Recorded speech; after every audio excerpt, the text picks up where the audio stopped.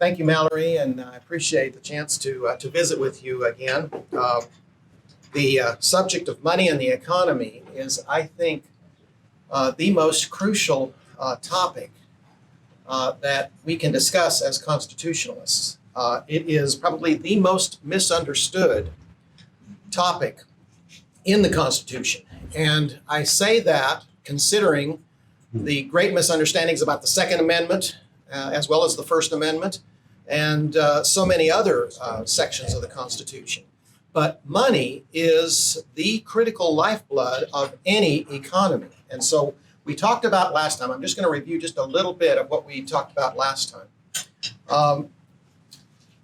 I want to say, first of all, that, of course, I am not speaking to you as a judge at all, so disregard that, please. And I was actually appreciative if Mallory wanted to call me my father's an MD, so wanted to call me a doctor. That would be fine. That would take the onus off of me about being a judicial person speaking on a possibly political topic. I'm going to try to keep it. Any comments that I make about politicians will probably be about politicians from the past who are not in office currently and who possibly are dead. Most will be dead that I'll be talking about. So that I will try to keep some judicial distance in talking about anyone currently in the system. I will mention a few policy issues, but again, I want to just emphasize none of this affects any area that a judge in Lubbock County deals with. And so I feel a little bit freer about speaking on this topic than probably many other topics. Money and the economy and the Constitution is a critical issue that we talked about. There's three sections in the Constitution that talk about this. We talked about that last week. You can read them and find them yourself, and I would encourage you to find those three sections there that deal with money in the Constitution. What they deal with primarily is that money was to be a true commodity, gold and silver, and that the word regulation in the Constitution, in the Bill of Rights, has a very different meaning from what it means today in our society currently. Regulation meant proper training when it related to, say, the Second Amendment and a well-regulated militia. That meant a well-trained militia. When it refers to money, regulating the value thereof, it meant just what the state does when it takes the weights and measures to make sure that when you go to the grocery store, you get 1 pound of potatoes, not 1.1 or 0.9 pounds of potatoes. And that is precisely what the Constitution set up as the responsibility of the U.S. federal government to do, was simply to regulate the value of, to make sure that if something was $1, that it literally had 1/20th of an ounce of gold in that dollar. That was the value. That was what it actually meant. From the beginning of our republic, and actually prior to that, the Spanish dollar that became our dollar was about 1/20th of an ounce of gold. The actual value was $20.66 per ounce. That was the actual official value. So it was a fraction off of 1/20th. But essentially, $1 was 1/20th of an ounce of gold. And that was the definition of the dollar until 1913. That was, of course, a massive change that occurred in 1913, and that was the institution of the Federal Reserve. And we'll talk about that in just a moment. I want to address one issue before I get started on the actual topic of money, the economy, and the Constitution, and that is this. There's only one individual who has ever lived on earth who is above criticism. Someone wanted something. Jesus Christ. Only one, right? Only one. The rest of us are men, and I say that in the generic sense, mankind, humans. The rest of us are humans, and we are all fallible. And so Jesus Christ is the one and only God-man, and that's why he is infallible. That's why he is the only one above criticism. Unfortunately, that means that all the rest of us can be criticized and admonished. Remember that the Apostle Paul admonished the Apostle Peter about the issue of the Gentiles and the law, and took him to task over this. So it was common even among the early Christians and among the apostles themselves to hold each other responsible. And if they said something that was not true, to admonish them, to exhort them for that. And that's what I'm going to be doing today, is exhorting all of us about our money system that we currently have and that we have had for many, many years in this country, since 1913. So all others make mistakes, and no others should be above criticism. So I'm going to probably gore some oxes today and maybe deflate some of your potentially some of your heroes, that people that you may have looked up to. And I'm not saying that individuals, that we cannot respect individuals and respect them for being mostly right. I think that that's where we're all at. We must forgive one another when we are wrong, and we must help one another and correct one another when we catch mistakes. And that's what I'm going to try to do today. So let's go back and just review a little bit. What is inflation? Inflation is a hidden tax. Inflation has a couple of different meanings. Inflation, most of us think of inflation as prices rising, okay? That really isn't the actual dictionary definition of inflation. The actual dictionary definition of monetary inflation is that the increase in the money supply is inflated, okay? The money supply is inflated, and therefore we have more money chasing the same amount of goods, and that is inflation, and that is why prices rise, because more money chases the same amount of goods. And so inflation is actually an immorality. It is a way of cheating. Just think simply of the counterfeiter. Do counterfeiters go to prison? Yes, right? Except for government counterfeiters. They're the only counterfeiters who don't go to prison, right? When the government counterfeits, somehow that's in a different category. But we'll look at that and examine that very carefully. Why do private counterfeiters, why do we send them to prison? Because they are cheating, right? Competition. How are they cheating? Well, they're competition of the government, yes. But more directly, it's because they are robbing from you. When they increase the money supply out of thin air, they are getting something for nothing, which means somebody is getting nothing for something. And that is the problem. That is stealing. And so that's why it is a hidden tax. It is theft. And we have to consider this. Now, of course, who or what should determine the amount of money in circulation? I bring you to this lesson, and that is the Angel Clarence story. This story is this is a nugget. I found it in Murray Rothbard's The Mystery of Banking. And I so wish that when I was in my economics class in 1977 at Texas Tech, right over here, that my Keynesian professor, that I'd been able to badger him with this exact story, because it destroys the entire Keynesian framework that inflation is good and okay.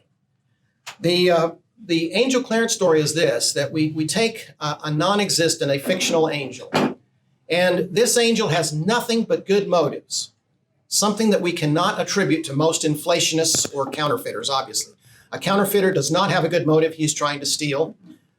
Same thing with government, unfortunately, okay? They are trying to steal. They're trying to do something, and we'll talk about MMT, modern monetary theory. We'll talk about that in a moment. That's something that's been going on for a long time, but it's really in the headlines today, especially among all the Democrat candidates. And unfortunately, the Republican candidates are not addressing this issue either.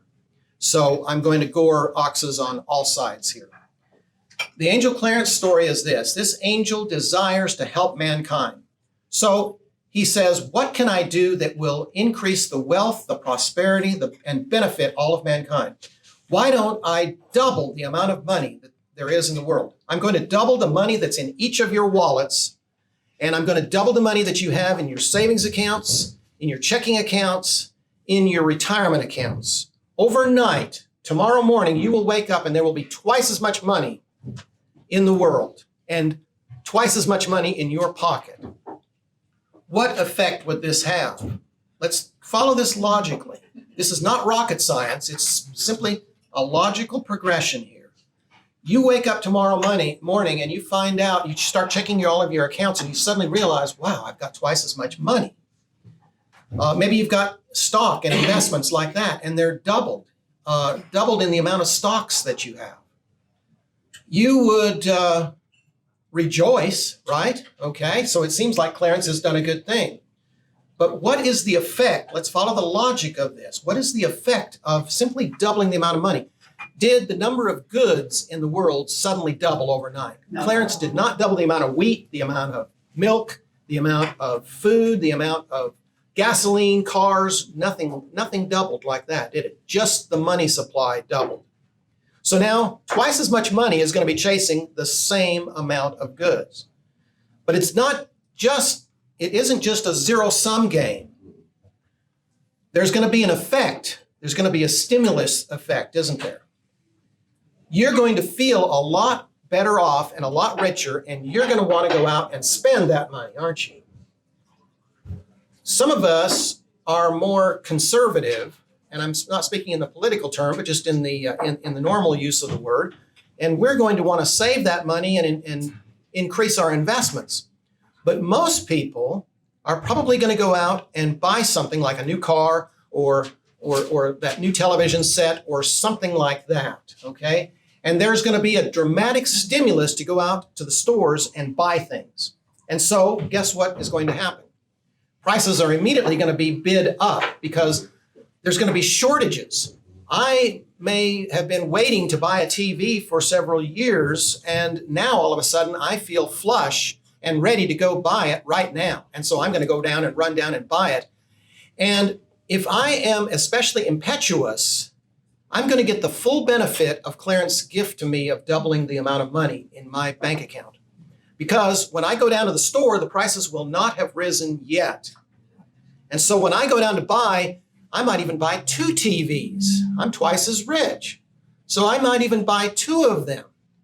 And of course, what is going to happen? Prices are going to dramatically shoot up. So if I am the type of individual who's a little bit more conservative and waits and chooses to maybe invest that money instead somewhere else or thinks about where I want to put that money,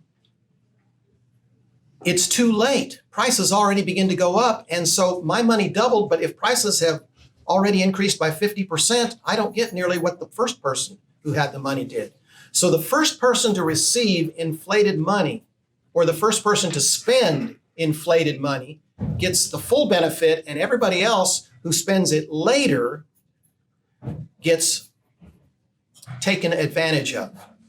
And there is the hidden tax. It's not a fair tax. It's not an equal tax. It taxes the most. It taxes the most impetuous, the least, and it taxes the people who are the most considerate and who are truly giving thought to their investments. Taxes them the most, and that, of course, is one major problem with inflation. But here's another factor: if the money supply was suddenly doubled, we wouldn't all go out and buy the same thing. But there are certain items that would be bought much more than other items. For example, cars might suddenly jump up dramatically in the amount of folks who are buying them. The rise in cost of cars would dramatically rise. In fact, some things like televisions or cars might be the first items to indicate this dramatic rise in prices. And some things like that would go up more than double in price. And there again, you begin to see those who waited. If I waited to buy that television set just maybe 2 weeks, all of a sudden I'm buying a television now. I have twice as much money, but the television is now 3 times the cost. Who lost? Yes. And so there you see the problem with inflation. Inflation forces individuals to spend money quicker and to spend it more frivolously. So it has an ill effect on the investment that occurs in the economy at large, and that costs us all. If a large number of business owners make malinvestments, which is the Austrian term for investments that are made that do not pay off. That means that a lot of capital is going to be lost. A lot of good capital that should have gone to other places is going to be lost. For example, going back to our television example and the doubling of the money supply, if we suddenly have a shortage in televisions and the prices have gone up and I really need a television, I can't get one for a good price anymore, I'm automatically ripped off because I'm paying triple the price and I only have double the money now. But there's another factor. Television manufacturers get a huge stimulus, don't they? Suddenly people bought way more than they would have bought any other time of television sets. And so investors then throw money into building more factories and buying more of the goods to build television sets. And the production of television sets increases because there's a profit motive behind that. But here's the problem. That is a one-time increase in the money supply. It's not going to happen next month again. And what occurs then when prices have all risen? We're no richer than we were before, but we've bought more television sets than we really needed to buy or really should have bought. So we have an excess supply of television sets, and we had money invested going into building television set factories. It was a false stimulation that occurred. Now, do you see how an economy can be affected by false stimulation? Certain industries are like that and are going to be more rapidly affected by inflation than other industries. And it's going to cause a disruption, a malinvestment in general in the economy. And it's going to mean that capital losses will occur because eventually new people went in and started producing television sets, new factories went there, all sorts of resources went into producing television sets, and then the market dries up. And then what happens? Businesses fail, capital is lost, the economy feels a recession, feels a bust. There was a boom when the angel Clarence gave us more money, and then there comes the bust, and that's the inevitable result. The bust comes as a result of bad investment going into all of these areas that we didn't need to be investing in because nothing actually changed. It was a false signal that was given in the economy. That's what inflation is a false signal. So there is only one school of economic thought. It is the Austrian school of economic thought that alone opposes the Federal Reserve System and monetary inflation. It's a real unfortunate situation that whether it's the Chicago school or most other conservative schools, most people simply accept the Federal Reserve and that it provides some useful function. The Federal Reserve's only purpose was to produce inflation. That is its only purpose. That is literally in its charter. It was to produce a stable money. Now let's go back and talk about this. Let me draw you a quick diagram. This is what money looked like in the United States. If this is 100, if that was the value in the year 1800 of money, by 1900, the value of any good measured in gold had declined by 50%. If it took $100 to buy a certain number of bushels of wheat in 1800, it took only $50 in gold to buy that same amount of bushels in wheat 100 years later. Why was there a deflation? Obviously, that's called deflation. Why was there a deflation from 1800 to 1900? Because of productivity, okay? Productivity brings prices down. There was not a reaper in 1800 to harvest wheat. By 1900, there were many, many reapers being used, and the production of wheat had dramatically improved because the number of workers required to produce those bushels of wheat had dramatically dropped.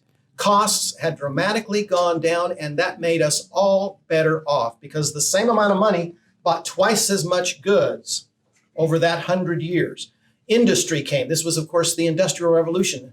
Who had industry in 1800? I mean, we had The cotton gin was just coming into existence. You know, there wasn't a lot of manufacturing then. But by 1900, there was a vast amount of manufacturing. We were an industrial superpower in the US by that time. A dramatic increase in our lifestyle had occurred because of deflation. That was reflected by the increase in productivity. Well, what has happened since 1900? Anybody have any idea about what's happened since 1900 to our money? Well, since 1900, if we take the value of a dollar as $1 in 1900, okay, how many dollars would it take to buy the same amount of goods today in 2020? Maybe 100. Yeah. About 98. You're pretty close, yeah. It's almost 50 times as much money. What cost a dollar in 1900 today costs about 50. Okay? But that doesn't tell the whole story. Has there not been a dramatic increase in productivity since 1900? Yes.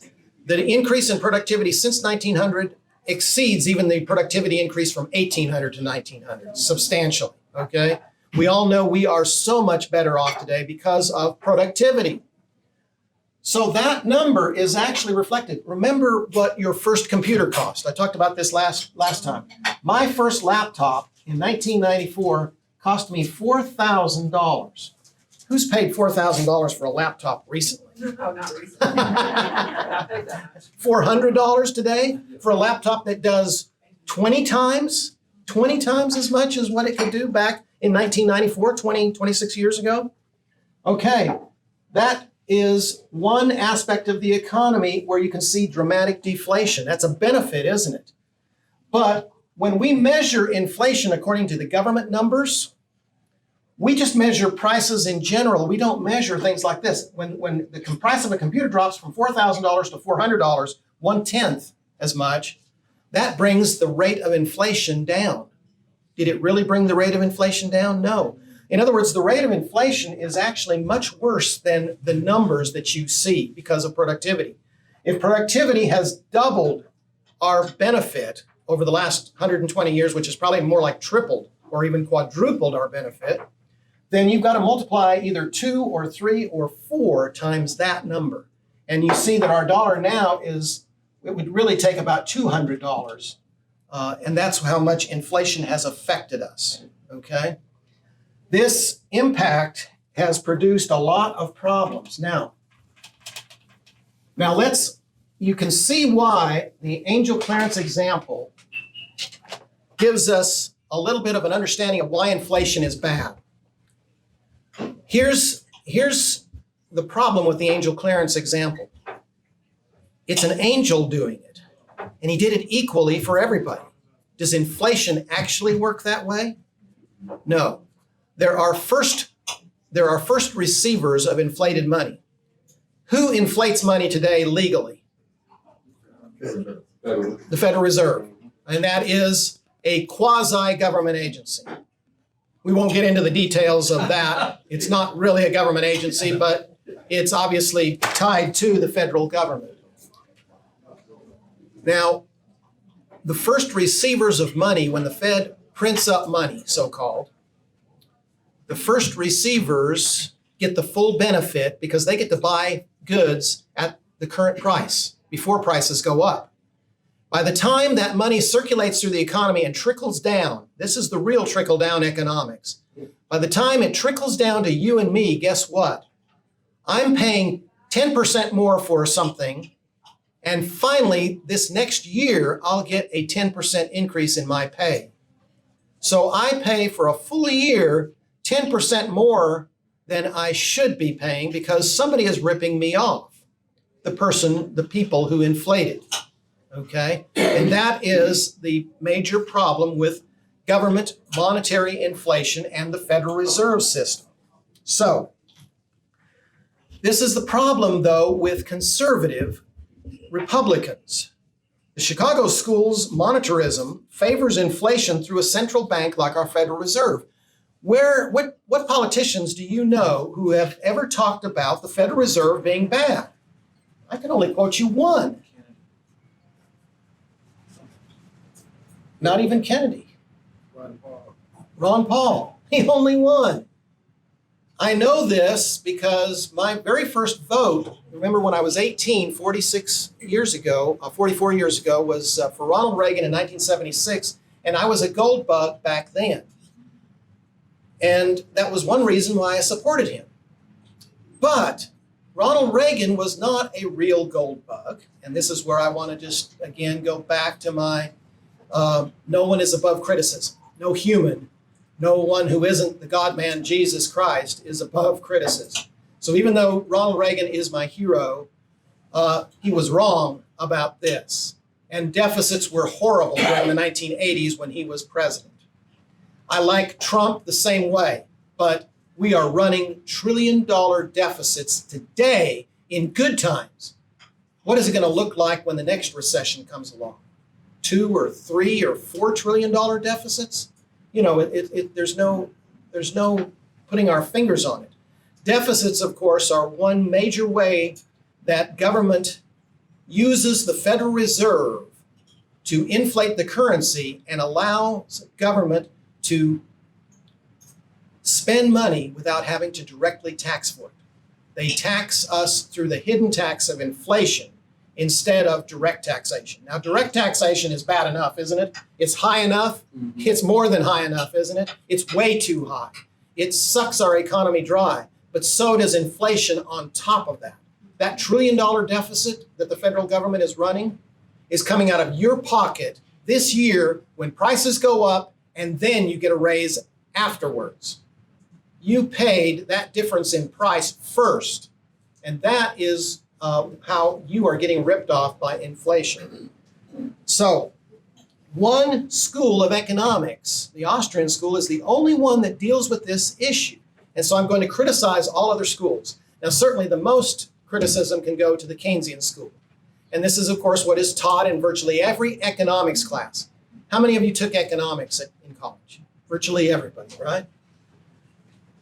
Why is it that we allow a non-free market idea like Keynesian economics to predominate and to be taught to all of our students? To ask the average individual, is deflation bad or is inflation bad? They would say, well, we need some inflation because that's what they're taught in their economics class. Well, we see from the Angel Clarence example, no inflation is good. All inflation has bad effects. It really doesn't matter whether the Angel Clarence does it in one step, doubles the money, or if he does it over 20 years and has say a 3% rate of inflation, will double money in about 20 years. Will double the cost of everything in about 20 years. Think back to 20 years, think back to 2000 and what things cost. And you would say, yes, a lot of things have doubled since then. And we see that about roughly every 20 years, prices double in the US since 1913. And of course, when you double and double and double, 2 times 2 is 4, times 2 is 8, 16, 32. It begins to get out of hand pretty quick, doesn't it? In just a few generations, you're talking about your money being worth 1/200th, like we talked about earlier, of what it really is, what its value is. So why does the Chicago school, why does Milton Friedman miss this concept so completely? I don't know. I wish I could explain why most economists miss this. Back in 1984, when Ron Paul ran for the U.S. Senate in Texas, he ran against Phil Gramm. He actually got into the race before Phil Gramm did, but Phil Gramm was an icon. Phil Gramm had stood up to Tip O'Neill, who was Speaker of the House at that time, and Phil Gramm made a great name for himself. Phil Gramm was an Aggie economics professor, and I like Texas Tech, and I think there's a lot of Aggie jokes, and I think they're well-deserved. And he was actually not an Aggie graduate. He graduated from the University of Georgia. But he came to A&M to teach economics, and he ran for the Senate as a Democrat in 1978. In 1984, he switched parties and became a Republican, and we all, of course, clapped for him, and that was very good. He was an icon and he beat Ron Paul, but when you consider what the two men were campaigning on, Ron Paul was campaigning on sound money and auditing the Federal Reserve and getting rid of the Federal Reserve. And Phil Gramm was campaigning on life is good, under Reaganomics, if we just cut taxes a little bit and, keep spending the money like we're doing, running massive deficits, everything will turn out fine. Well, there were good times during the 1980s. It was better than the 1970 ridiculous amount of inflation that we had, where we were running 10%, 12% rate of inflation per year. And we got used to more like a 3% rate of inflation during the 1980s again, like it had been in the 50s and the 60s. But the effects of inflation are always the same, and they always come back to bite you, and it's called the business cycle. And this is where monetarism is, the Chicago School, is just another form of Keynesianism. So let me talk about this. Non-market induced monetary inflation is always destructive of markets. Monetary inflation causes the business cycle, the boom and bust cycle. This is what you have to consider. Every recession, every depression that we have had in this country is the result of money creation, artificial money creation. You can make new money by mining gold or mining silver. That's the only non-artificial way of making new money.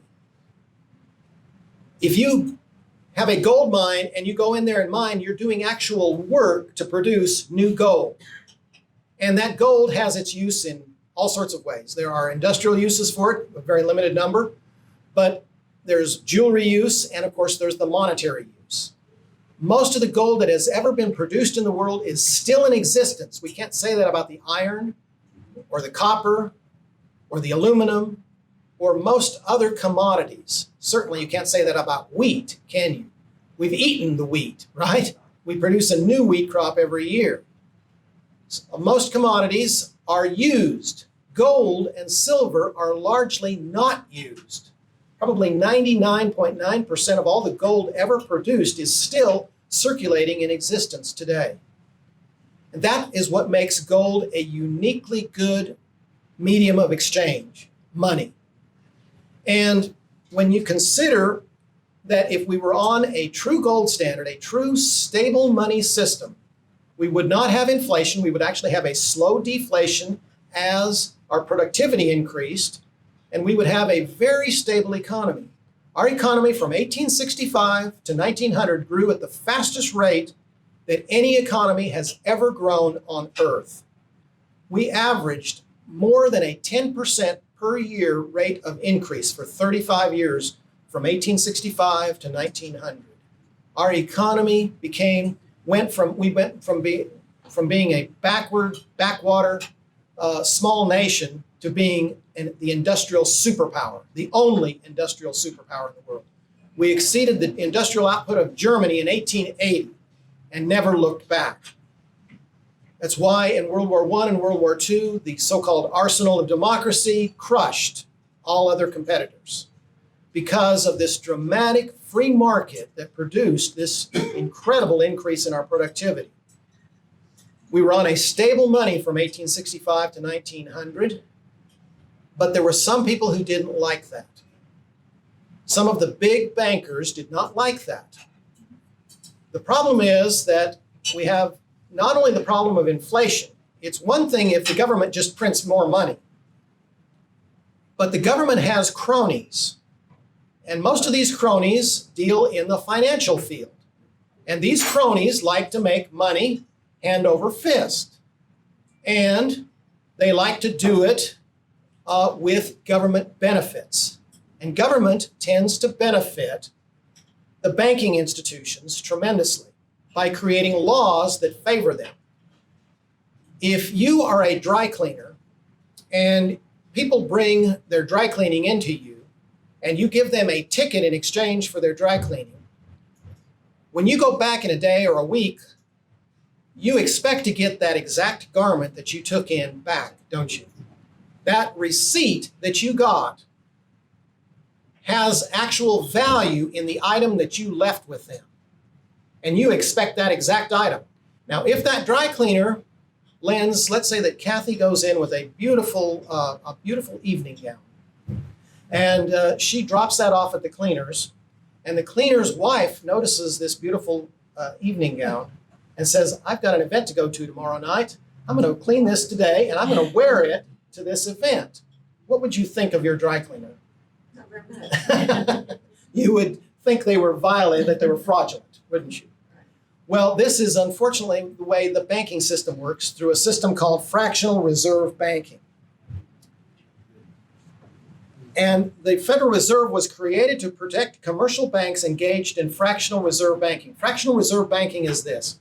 It says that if I go and deposit $1,000 in the bank and I get a receipt for that $1,000, now I've given that money up to save it. And I have a receipt now for $1,000. I can write a check and get $1,000 out of that account anytime I want to. What does the bank do with that money? Under current banking laws, that bank only has to keep $100, 10% of it, in reserve. They can lend out the other $900, and still someone gets a check for $900, that was the loan, and I still have a check for $1,000. The money supply was just bumped up from $1,000 to $1,900. Now, if that person who got the $900 loan buys building goods with that, what do? They deposit that $900 check into their bank, and guess what? The bank only keeps 10% of that. Well, 10% of 900 is $90, so they lend out another $810. And they do this until the amount of money has increased tenfold. And this is the fractional reserve banking system that we operate under. It is a fraudulent system. There isn't any way around it. It violates every portion of the. It is stealing. And so when you consider this, the fractional reserve system is inherently unstable. It is going to fall apart. You can't do this. You can't lend this out. Your dry cleaner could not get away with renting out your dresses, your suits, your shirts, running, say, a tuxedo shop, without your permission, okay? They could not do that because you're going to come in with your claim check and want that same shirt that somebody else is wearing at another event. And so it is with money. And this is the fractional reserve system and how it causes an inherent instability. So how do you overcome the inherent instability? Now, you can see the profit to a banker in being able to lend out 10 times the amount of money that is deposited in his bank. You get interest on that, right? So instead of getting interest on $1,000, you get interest on $10,000. That's a whole lot better, isn't it? Now, if I could figure out a way to do that legally and morally, I would do it in a second. The problem is that bankers figured out that they could do it legally, but not morally, okay? And they could get government to cover their tracks. And they did this through the Federal Reserve. The Fed allowed a flexible, which means inflatable currency. Read in your history books, and they'll mention this. Why did the currency need to be flexible? Because the fractional reserve system is inherently unstable, and causes these ups and downs, these booms and busts. And to protect the bankers, guess what? The Federal Reserve came into existence. Now, how does this affect us? All of us remember the 2008 financial crash, right? Mm-hmm. I mean, it was just 12 years ago. Mm-hmm. So what happened? Who did we bail out? Did you get a bailout check when the economy went down? When your business went down, did you get a bailout check? Or did Goldman Sachs get a bailout check? Right. Okay. Typical, right? Typical of those who are cronies who are connected directly to the banking system. Okay? Now, here's where I'm going to assail Phil Graham again, the Aggie economist, okay, our former senator. He's been out of office now since 2002. So 18 years he's been out of office, so I feel like I can cast some stones, throw some stones his direction. In 2008, I am an investment professional, and I was watching CNBC religiously every day, especially close to the close of the market. And in 2008, guess who CNBC had come on to talk to them about? This was August of 2008. The big crash hadn't occurred yet, but there was a lot of instability. The market was kind of down from its high of 14,400. The Dow had dropped down to about 11,000 at this point. So it was a good correction, but it wasn't a disaster yet. And who did CNBC have on but Phil Gramm? And what did Phil Gramm, the PhD economist from A&M, tell us about the economy? Well, he made a great Herbert Hoover speech. Do you remember what Herbert Hoover said during the beginnings of the Great Depression when the stock market crashed in 29? He said, the economy is sound. There's no reason for anyone to worry, except for the 25% of the people who lost their jobs and stayed unemployed oftentimes for months and months, all through the next 10 years. 10 years of misery that this country went through. And those were Herbert Hoover's words. The economy is sound, nothing to worry about. You know, this isn't going to fall apart. There's nothing unstable about our money system, about our banking system. And what happened less than a month later? The bottom fell out in September of 2008. And we had a multi-trillion-dollar bailout of the banking sector because of all the malinvestment that the Federal Reserve had allowed Goldman Sachs and many other banks to be involved in with the mortgage crisis, where people could go in with no credit whatsoever and buy multi-$100,000 homes and bid prices to unreasonable levels. And then we had the crash. And guess who got to pay for that crash? Your tax dollars. Where do you think that $1 trillion bailout came from? It was out of your tax dollars. And all of this occurred in the slowest recovery time that we've had since the Great Depression. Just like the Great Depression, 10 years of misery, we had 10 years of half misery. Texas did pretty well because our economy revolved around oil more than anything else. Obviously, the economy in Dallas-Fort Worth felt the impact in the early part of this recession because they were heavily involved in the financial sector. But they recovered from that because Texas is a little bit better run than most economies, a little bit freer, and thus a little bit better run than most economies, even in our 50 states. But we're not immune because guess what? Who controls our money? It isn't Texans who control our money, is it? It isn't Texans who set the value and say $1 is going to be worth $1, 1/20th of an ounce of gold. No, it's the Federal Reserve, it's the federal government that does this. The federal government gets away with cheating us out of trillions of dollars over many, many years by making it so difficult to figure all this out. And we teach our kids in their freshman economics classes that this is a wonderful system and that this is the way things ought to work. And that's why we have socialists running around voting for Ocasio-Cortez and the other list of 18 or 20 ridiculous socialist Democrats. So the Fed was created to inflate the money supply in an inherently unstable system. When the U.S. had a stable gold-backed currency, banks were limited in creating inflation through fractional reserves. There was a fractional reserve system going on prior to 1913. It's why we had some ups and downs in the market during the 1870s, 1880s, 1890s, okay?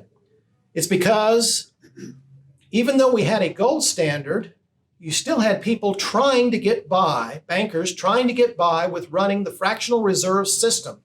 And it created booms and busts. They would lend out more money to farmers than they should. More wheat would be planted, more corn would be planted, more cotton would be planted. And then what would happen to the prices when more was planted? Prices would drop, and guess what? Farmers would go out of business. And when farmers went out of business, they couldn't pay their loans back. And what would this create? A banking crisis. And this is what occurred consistently through the 1860s and 1870s. But there was one difference. It was isolated and it was restricted to just certain communities, largely farming communities. Farmers were getting ripped off by, guess who? Bankers. But it didn't ripple through the general economy most of the time. You'll notice that when you see a recession, say in 1873, that output in the United States actually went up that year by about 7 or 8%. That was below the average of 10%, but the following year, the economy got really going again, and it went up 12 or 13% that year. And the average was about 10%, but never was there a year when production went down in the United States between 1865 and 1900. But now if you look from 1900 on, and especially 1913 on, you will notice many years where output went down. Take the 10 years of the Great Depression and you see a lot of people lost their business, their livelihood. A lot of people lost their lives. There were a lot of suicides. There were a lot of real difficult problems created by this money system, this immoral money system. So with a central bank, inflation has run rampant. The Fed brought us, let me just give you the list of the good things that the Fed has brought us, okay? It brought us the Great Depression. It brought us the great 70s inflation. And of course, something that all of us can consider here, it brought us all the funding for the welfare state. Do you realize we could not run a welfare state without the Fed, without running trillion-dollar deficits? These are just some of the benefits, okay, that the Fed has brought us. It allowed World War I, probably the most ridiculous war this country has ever fought. It was fought far away for no reason. The Germans weren't doing anything different from what the British and the French were doing, but we picked a side. And we picked a side because the bankers had lent vast amounts of money to Britain and France and didn't want their investment to go bad. And so the Federal Reserve, which had just barely been created in 1913 before the war started, was there to make sure that America had the flexible currency to get into World War I. And we sent 116,000 American men to their death overseas for nothing. No, we did get something from it. We got World War II from it. It allowed World War I, which brought us World War II, and then 45 years of the Cold War. The direct result of World War I. Go back to Woodrow Wilson, and you will see that we had no reason to send American troops overseas whatsoever. Woodrow Wilson campaigned on, he kept us out of war. He was reelected in November 1916. By March of 1917, we were in the war. The Lusitania was used as a reason for getting in it. Do you know when the Lusitania was sunk? May of 1915. Now, how did an event that occurred in May of 1915 with Woodrow Wilson campaigning that I won't get us into a foreign war in 1916, how did that get us into a war in 1917? Doesn't make any sense. You think there was false news back then too? You know, that's the problem, is we have had false news for so long that we've gotten used to it, actually. And we have not realized the lies we've been consistently fed. And so World War I brought about World War II and 45 years of the Cold War. It has allowed all the foreign adventure since World War II. And it has allowed the welfare state to increase dramatically over this time frame, to the point now where we are really literally facing bankruptcy. You can't run trillion-dollar deficits in good times and tell me your economy is sound. And that is the difficulty that we're at. This allowing of the welfare and the warfare state has bloated the federal government to the ridiculous levels that we have today. Do you see now why I'm saying this? The money system is the most critical issue that our group or any group can deal with. It is the crux of the problem. You talk about the funding of our universities and free cell phones and free college education and all the free things. Where does that come from? It comes from the idea of MMT, modern monetary theory. Modern monetary theory says this: we don't need to raise taxes. We can simply print the money through the Federal Reserve and not have to raise anybody's taxes. Except we already know, just logically taking the steps through, when you cause inflation, you automatically rip somebody off. And there we see the problem. And who gets ripped off? It's not Goldman Sachs, is it? It's you and me. We bailed out Goldman Sachs, and we pay the price in inflation. We pay the price in taxes. We pay the price with crime on our streets, created by all the money. Do you know what causes the problem in Chicago? Why Chicago is the murder capital of the world, and Baltimore? Do you know why those cities are the murder capitals of the world? Federal dollars, welfare checks. What do you think pays drug lords? Where do you think that money comes from? Does it grow on trees? No, it comes from the federal government, courtesy of the federal government. And that is the problem. We see it here in Lubbock.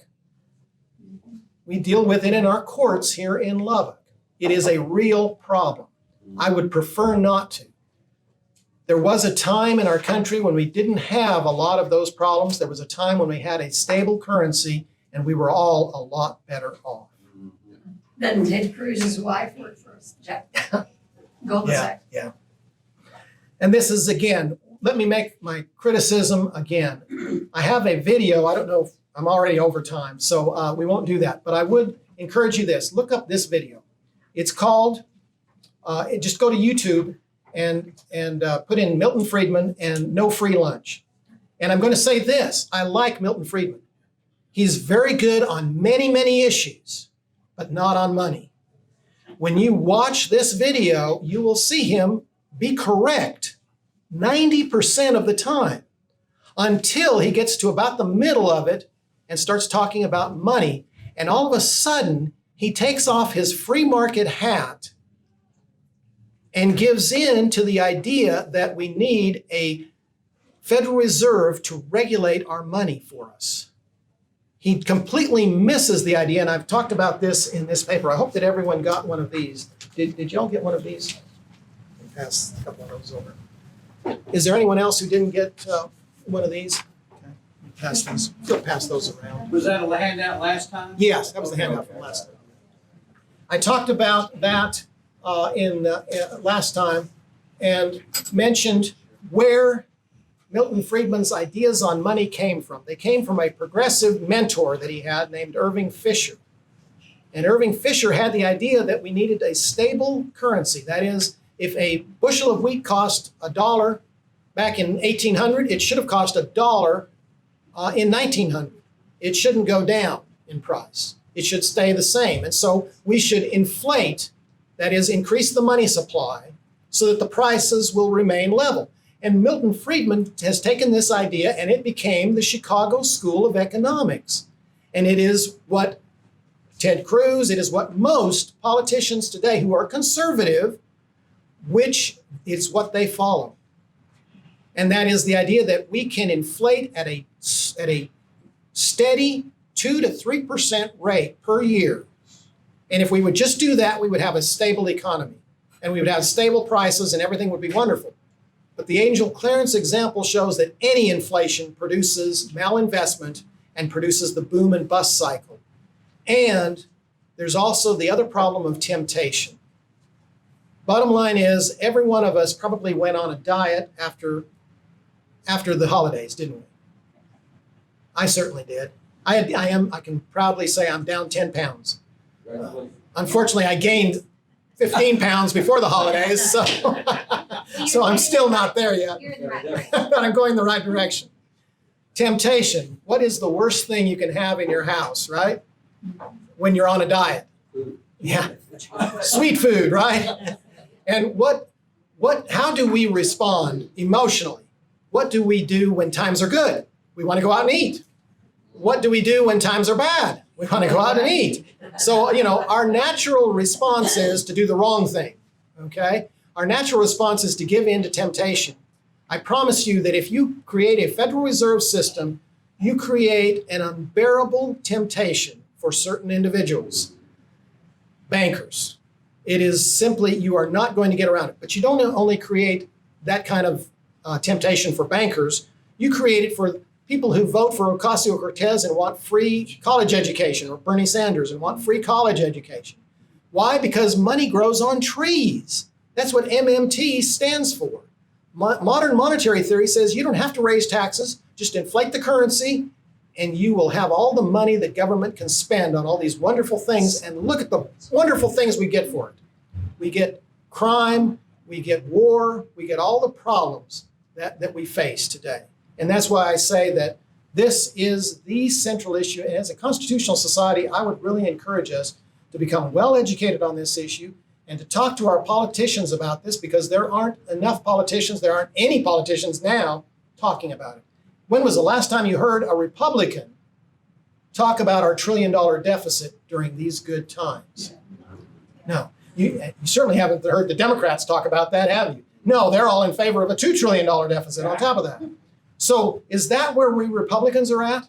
You know, in the 1970s, the reason why I voted for Ronald Reagan against Gerald Ford was because this was the thing that the Democrats wanted. The Democrats at that time wanted $60 billion deficits, and Republicans wanted $40 billion deficits. Yeah.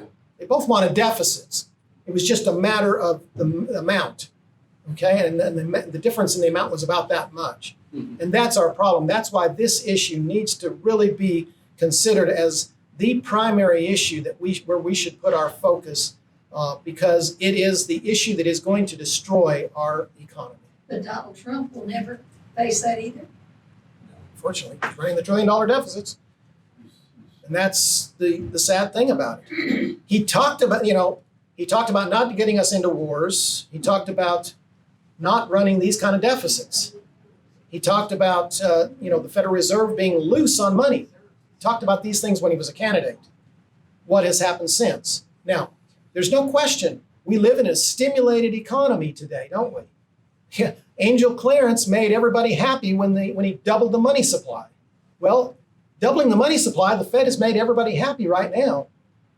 But then an 08 comes along, or a 1929 comes along, and all of a sudden it's not such a happy time. The inevitable result of the boom is the bust. And that's what we're looking at, probably 2020. I hope it's after Trump's reelection. You know, I'll say this. I hope they do inflate the economy enough for him to get reelected. The problem is that's kind of stupid thinking, isn't it? Because all it means is the crash is going to be worse when it finally does come. So there we are. Any questions? Mike? Well, I understand that Venezuela has a very effective weight loss program. Yeah. And I would like for you to mention, since Venezuela is today's Clarence, and I would enjoy your analysis of the comparison. It's sad. You know, I visited Venezuela 25 years ago, and I've been there twice. And it was a very prosperous, very rich country, an oil-producing country, richest oil reserves on earth. And there's no reason why it shouldn't be doing well today, except for they elected a Bernie Sanders by the name of Hugo Chavez, and then followed him up with another Ocasio-Cortez named Maduro, who and they have destroyed a beautiful and prosperous country. They have taken Venezuela. Venezuela was almost into the first world 25 years ago, almost. Now, they've never had a true free market economy, but they had at least a freer economy back then. Today, they are devastated. It is destroyed. You're right. It's a tremendous weight loss program. It's a forced concentration camp. People are getting out of there. People in Ecuador are overrun with refugees from Venezuela. People in Brazil, the same thing. All the countries around Colombia, they're overrun with refugees from Venezuela because people can't make a living. And that's where we're headed. We elect Ocasio-Cortez or Buttigieg, or go on down the list of Democrat socialists, and that's where we're going to be tomorrow, if that happens. Stan? You did a superlative job in this presentation. I'd like you to comment. I'm going to make 3 comments. I'd like you to extend discussion. You're kind of hinting around it when you say things. Anyway, when they've had the central banking cartel has had this done in nations of the world. The fact is, what tends to go hand in hand in establishing what we call our Federal Reserve, the central bank system, is an income tax. Right. Because that is effectively collateral for their shenanigans. That's right. That's one. The other one is, that's a biggie. And then the second one, which is right on top of your board, is what is parcel of this activity of these bankers, which are just trying to consolidate the world, is this globalist heresy. Right. And I'll go ahead and use that term just for you, Mark. Thank you very much. Is the globalist heresy that's pushing more and more. Of course, we've had Trump who's really trying to, go in the right direction on that. And I'm not sure, I'm trying to remember my third point. But anyway, the thing is, these are, and the final thing is, and you almost alluded to it, Venezuela, where it ultimately puts people is the fact is it moves us from any kind of healthy market economy to slavery. I mean, that's not, anyway, I'd like you to extend that discussion. Well, what we have with the three terrible things, of course, that Woodrow Wilson did, other than getting us into World War II, that was the fourth terrible thing, was the Federal Reserve in 1913, the income tax in 1913, and then a year later was the 17th Amendment, which brought us popular election of senators and changed the entire federal system of our country. Not what the founders wanted, which was to have the states actually represented. Prior to I guess it went into effect in 1916, probably, when first senators were elected under the new system. Prior to that, senators were selected by the state legislature and sent to a separate body from the U.S. Congress where U.S. representatives were elected. And because the senators became just super representatives, just representing a larger area, it took away the entire federal effect of our Constitution. And it took states' rights completely out of the equation. And we lost a check, what had been a check on the people wanting free stuff. Let's face it, temptation is always there. Oh, yeah. Taxpayers are always going to want someone else to pay higher taxes so I can get more benefits from the federal government. Always. It was the same back then. It's just gotten so much worse today because the federal government has grown to such a huge amount today. But that was driven by the Senate, by the change in how we elected senators. And the income tax, of course, was the most onerous thing that has ever been done to tax mankind. Taxes, just by definition, any tax is a form of theft by the government. That seems like a radical statement. But let me just elucidate on that just a little bit. When was the last time Walmart or Exxon came to your door with a gun and said, you will buy our gasoline or you will buy from our store or we will throw you in jail? But the state of Texas does that all the time. I have to pay, I never sent a child to the public school system. Yet I am taxed by Friendship School District over $5,000 a year to miseducate other people's kids. Yeah. And what if I don't pay? There's a gun at my door, a sheriff comes and takes my house. I don't have a choice, do I? Is that not a definition of theft or not? All taxation is. Well, the federal government, the income tax is the worst. You make a living and they tax it right then. And they get it right now. One sad thing that I mentioned in that paper about Milton Friedman is, as good as he was on so many issues, he's one of the individuals that you have to thank for the withholding tax. You can thank, of course, Hitler and Tojo in Tokyo for starting World War II, but we got into it, and to pay the incredible amount of taxes that were required to run this war machine, we had to have withholding. Prior to that time, you paid your taxes on April 15th for the prior year, but they were small. The maximum tax on a millionaire, on a multimillionaire, was 7%. 7%. And most people, anybody who made under $20,000 a year, which was, look at that number, multiply that by 200 today, you'd have to make over $500,000 a year before you paid taxes. That is how they got it through. Only the rich are going to pay them. Well, how many of you are rich today, but you still get to pay the taxes, don't you? And that's the lies that they continue to tell us. And so there, we've been fed the same lies. We are just maybe 20 years from being Venezuela. Is that a scary thought? 20 years away from being Venezuela. You can see it in our streets. You can see it in our immigration. You can see it around you everywhere. I see it in my court every week. I see evictions, and you wouldn't believe the sad stories. And that's what we're faced with. Mark? In our Constitution, under Section 8, it's on commerce. Number 5, it says to coin money, regulate the value thereof, and a foreign coin, Mm-hmm. and fix the standard of weights and measures. Now, standard doesn't change. No. Okay. A yard is a yard all the time. It's Yeah, not 35 exactly. inches. It's not 36 inches. And It's not 37 inches. our founding fathers knew the scriptures to the commerce. And I say, Proverbs That's right. 11:1, a false balance, an abomination to the Lord. That's right. But a just weight is his delight. Deuteronomy 25:13, thou shalt not have in thy bag diverse weights. That's right. A great and You shall not cheat. That's right. And says a just weight in Proverbs 16:11, a just weight and balance are the Lord's. And all the weights of the bag are his. So he's going to know. And see, till 1913, the dollar was defined as $20.60 to the ounce of gold. That was how, there wasn't even a silver definition in there. That was how it was. The value of silver could fluctuate against gold. Mm-hmm. Okay?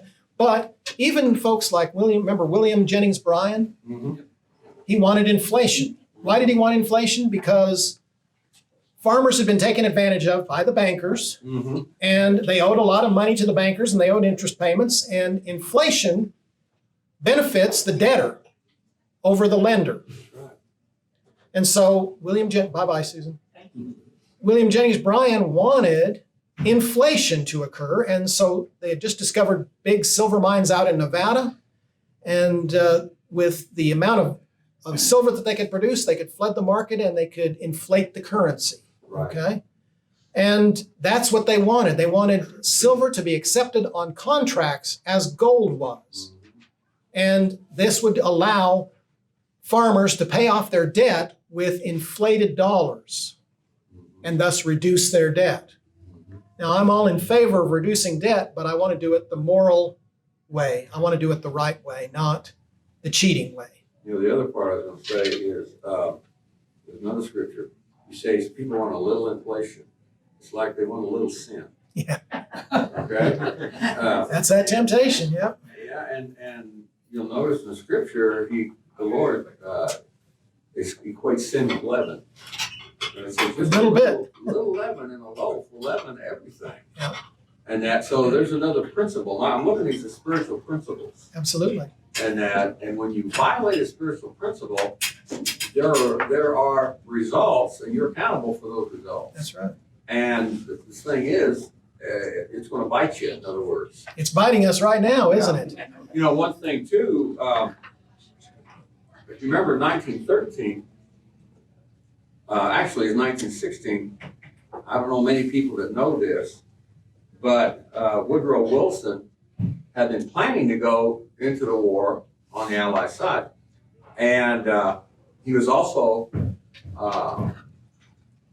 Jacob Swift. I don't know if you... Jacob Schiff? Yeah, Swift, okay. I wonder if he's related, by the way. You know he is. But anyway, he was... They sent like $300 million in gold bullion to the Bolsheviks That's right. because they wanted to fund that revolution. That sealed train that Germany allowed to cross from Switzerland to Russia that brought the Bolsheviks, that brought Lenin and roughly 300 Bolsheviks. Was it Tolsky? Is that, or what's the Lenin? Huh? Trotsky? Trotsky was somewhere else. He was. Slosky was found at the Rockefeller Mansion Right. in New York by these real was- investigative reporters. Yeah, he was negotiating that. That deal. Yeah. All right, when they sent the ship out, Nova Scotia took and impounded that ship, okay? And they had over 300 mercenaries on it also. Well, then England told Nova Scotia, or told the United States that they'd better release that ship, you know. Yep. You know, or we aren't coming into the war. You know, I mean, told Woodrow. Yep. And so they released that ship, and that was the seed for the Bolsheviks because they didn't have the backing yet. That was $20 million in gold. 20 million, okay. There's 300 mercenaries and 20 million. Yeah. And if you can go back to the Rothschild, the House of Rothschild, and how they established the 5 major banks throughout Europe, and they found the war was just very profitable. It always is for some people. Yeah. They would Not take for it- your son or my son, No, but but it was for them to where they could take and rattle sabers over here, and then they'd go over to England, say they're in France, and then England said, hey, they're rattling their sabers. You know, we'll loan you to get you stocked up and prepared because it looks like they're looking for something. And then they'll go back and say, well, now look at England. You know, they're building up for something. Let us loan you some money, and you build yours up. And you can goes see on this. today. Goes Huh? on today. What? It is, Why are we in Syria?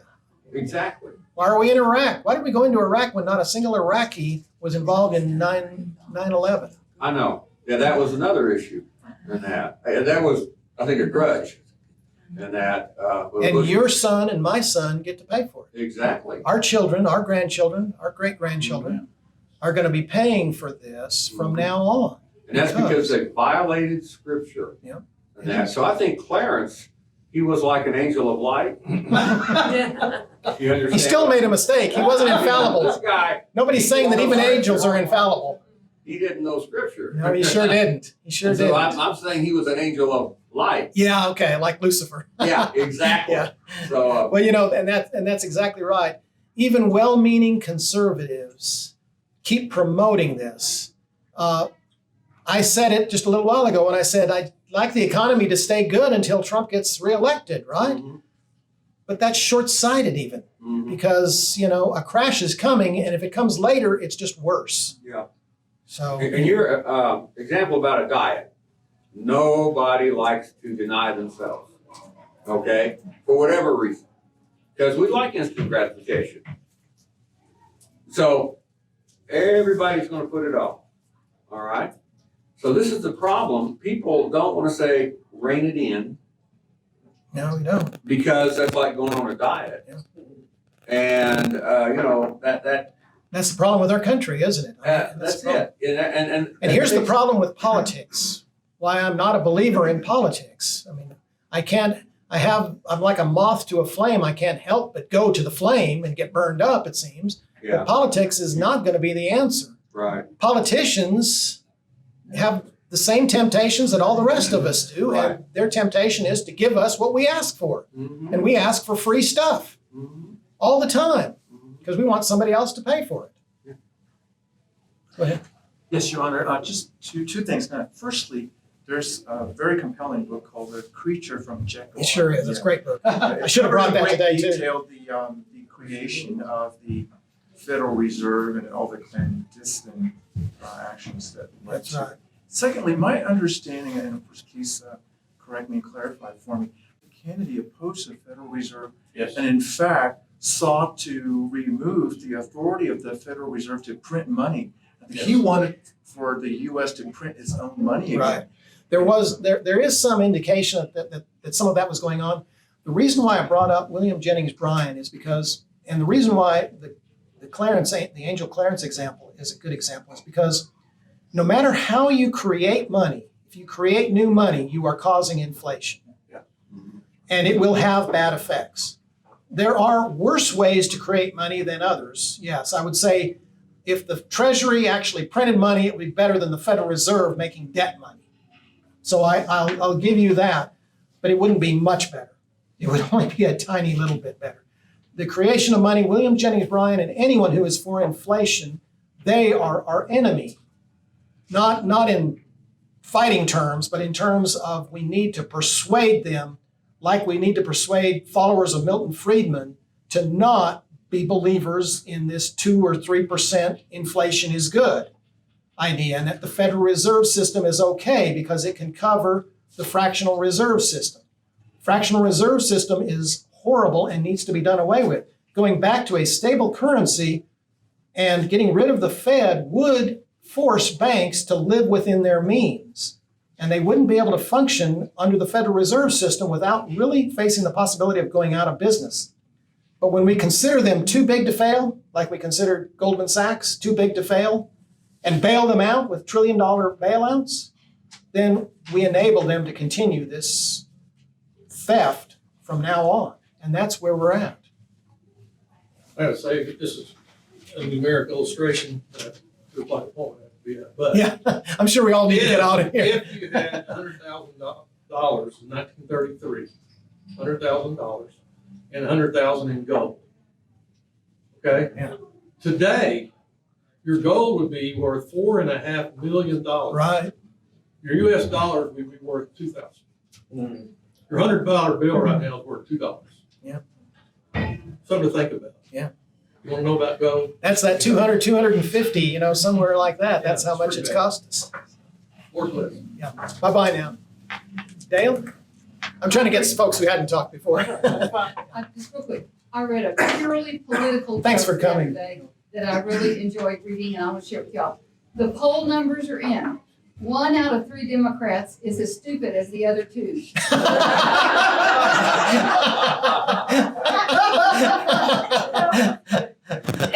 Stan, can you beat that? Well, not in humor. The thing is that one of the sums this up on the tail end of what Mark was talking about, is a more scientific view of economy by our forefather Benjamin Franklin, who certainly understood the definition of thrift. So the thing is that it was related to the Revolutionary War. The thing is, he was saying the real regulation that should be going on, whether you have a Federal Reserve, which really we know is really privatized, or our government, it was what Franklin was talking about is that the money supply should be regulated in the sense in that it is commensurate with the real goods and services and resources that exist in the nation.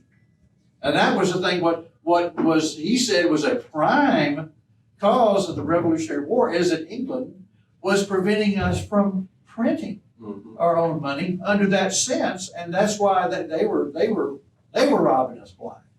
And the thing is, in the colonial period, and that was the thing. We were prosperous, and of course the Europeans, we gotta curb that prosperity going on in America. Too much money making going on. We traded Spanish dollars. That's what we And traded. so the thing is that it's got to be, whether you talk about gold, I have a little different view on something, whether it's gold or something. It has to be some sort of standard. That's the problem. We have no standard, except for them getting rich. There has to be something that's related to the real resources God has given us, Right. In the real productivity for goods and services. And then, this is far back as Franklin. I mean, he really knew, I think. Over the centuries, the market has chosen gold over the centuries, over the millennia.